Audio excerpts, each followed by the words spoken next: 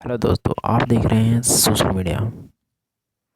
हम सबसे पहले इस वीडियो को आप तक पहुंचा रहे हैं। रेलवे ने ग्रुप डी में से आईटीआई को पूरी तरीके से हटा दिया है। जैसा कि आप रेलवे की साइट पर देख सकते हैं, पीयूष गोयल जी ने इसमें साफ साफ अनाउंस किया है कि रेलवे में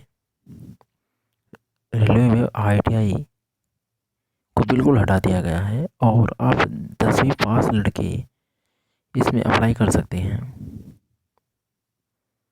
ये देखिए दोस्तों,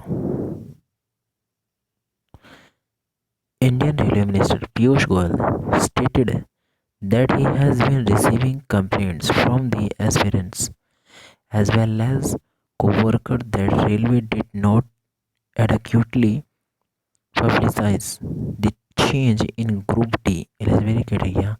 The minister stated, "We realized that we have not given candidates enough time to know that the criteria have changed.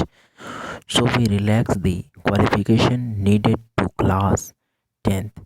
We have a robust training program which we plan to strengthen further, so there should be no problem. There it has now been decided that for this exam the criteria will be class 10th equivalent qualified goal."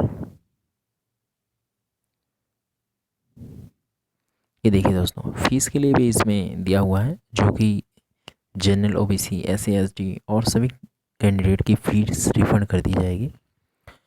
इसमें general category की 500 fees है, जिसमें से 400 उसको refund कर दी जाएगी first exam, pre exam मतलब exam देने पर। और जो एससी एसटी के कैंडिडेट हैं उनकी 250 रुपये फ़ीस है, वो भी रिफ़ंड कर दी जाएगी। ठीक है दोस्तों।